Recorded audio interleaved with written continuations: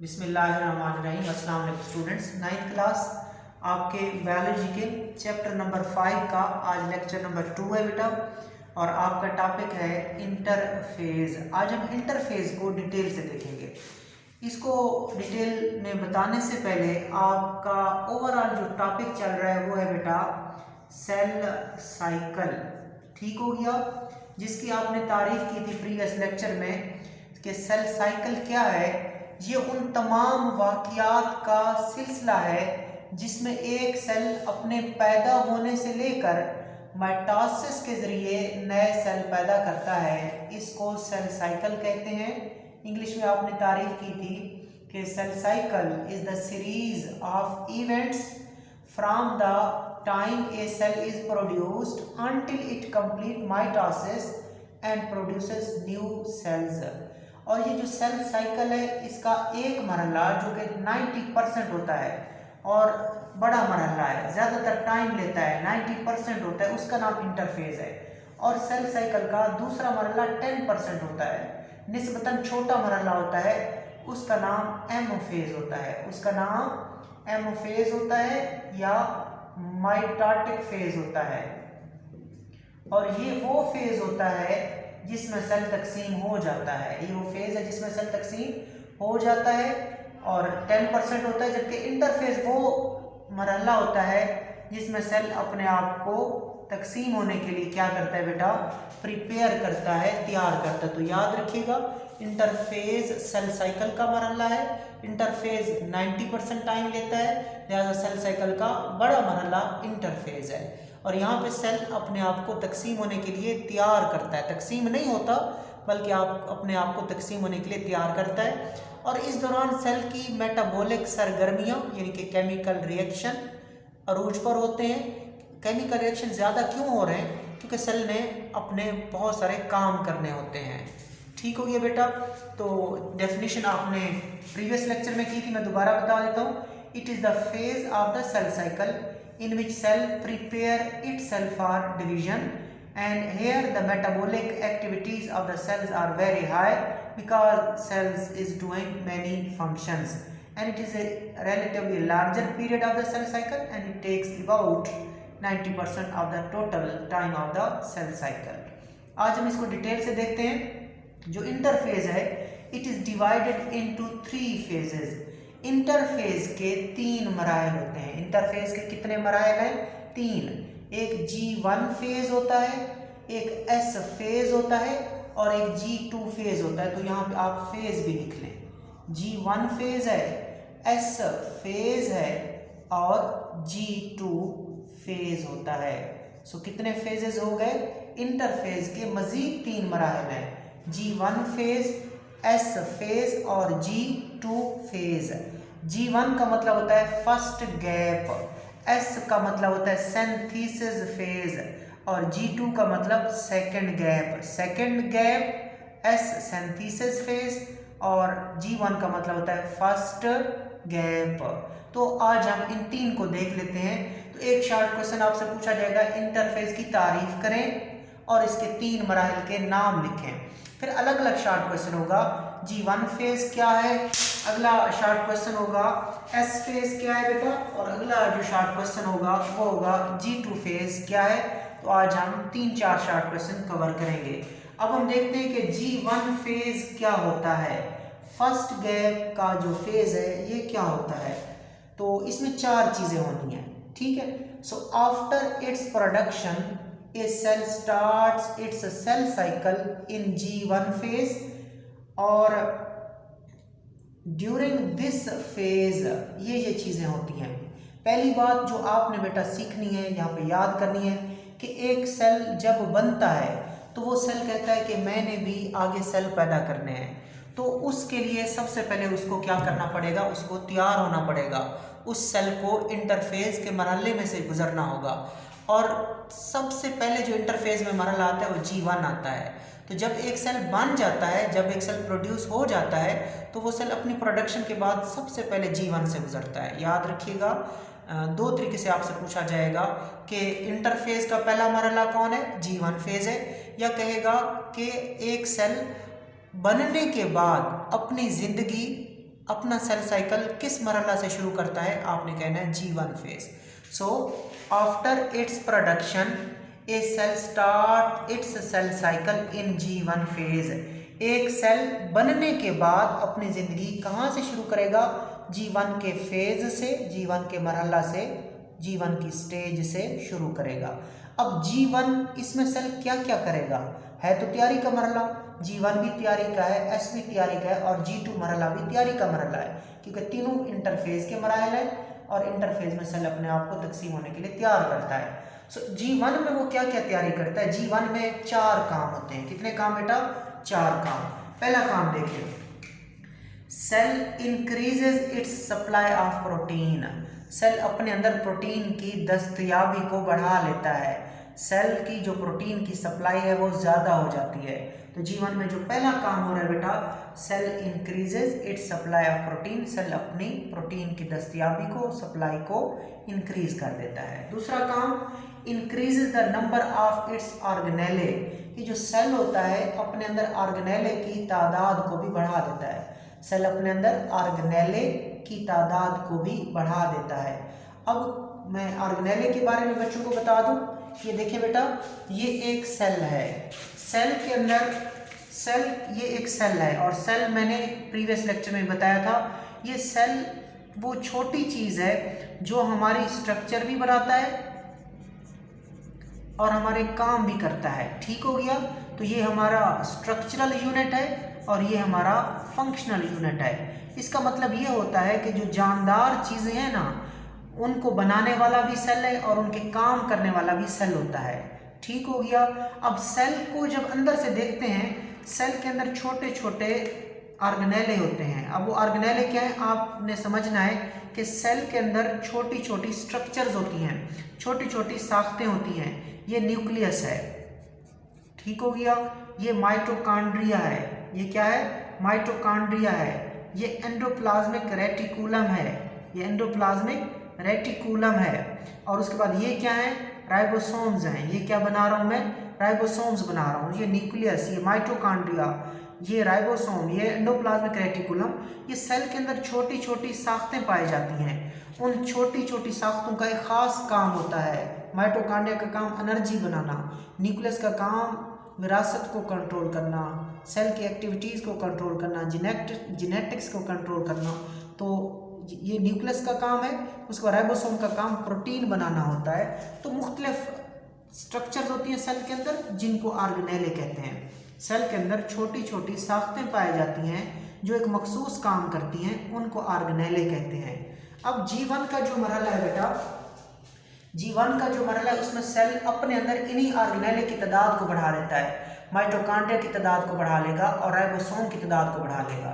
ठीक हो गया? इधर देखें दोबारा कि G1 से जब सेल गुजरता है तो वो अपने अंदर माइटोकॉन्ड्रिया की तादाद को बढ़ा लेगा, ऑर्गेनेले की तादाद को बढ़ाएगा। एक माइटोकॉन्ड्रिया, ये दूसरा माइटोकॉन्ड्रिया, फिर ये पहले राइबोसोम थे, राइबोसोम भी अब क्या हो गए? ज़्यादा हो गए।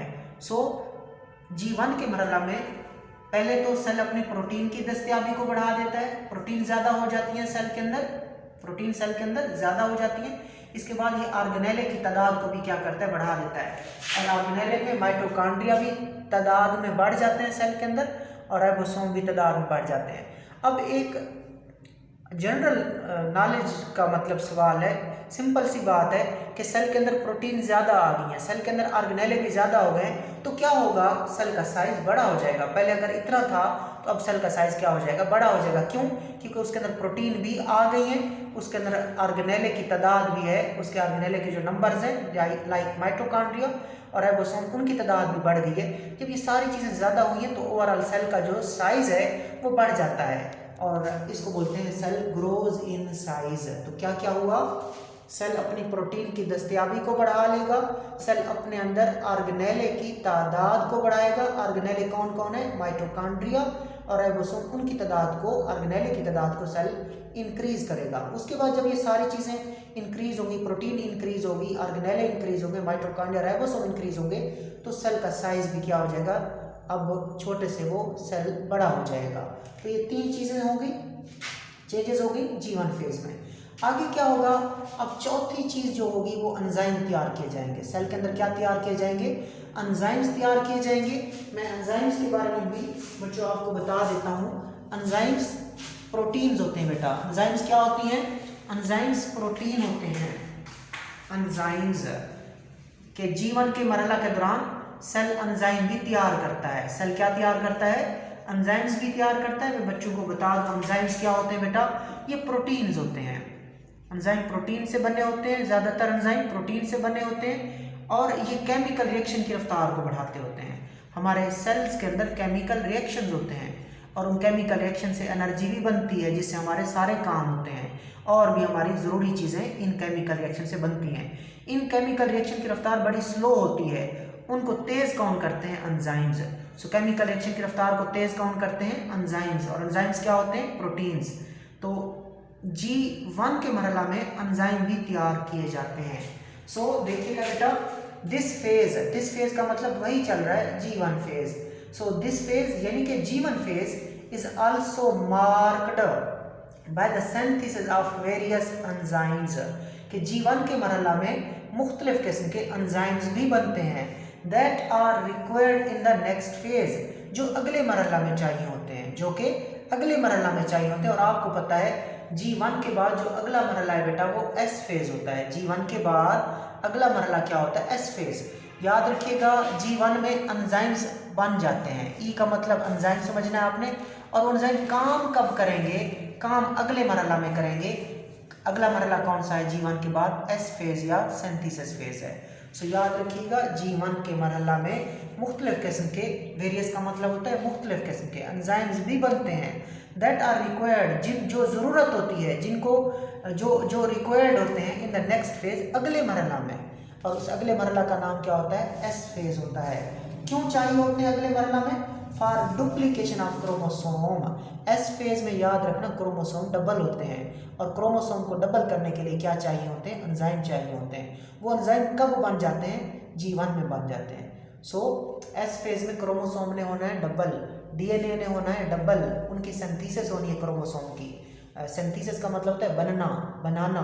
तो सिंथेसिस होनी है क्रोमोसोम की, सिंथेसिस होनी है DNA की, इसलिए तो इसको बोलते हैं S फेज।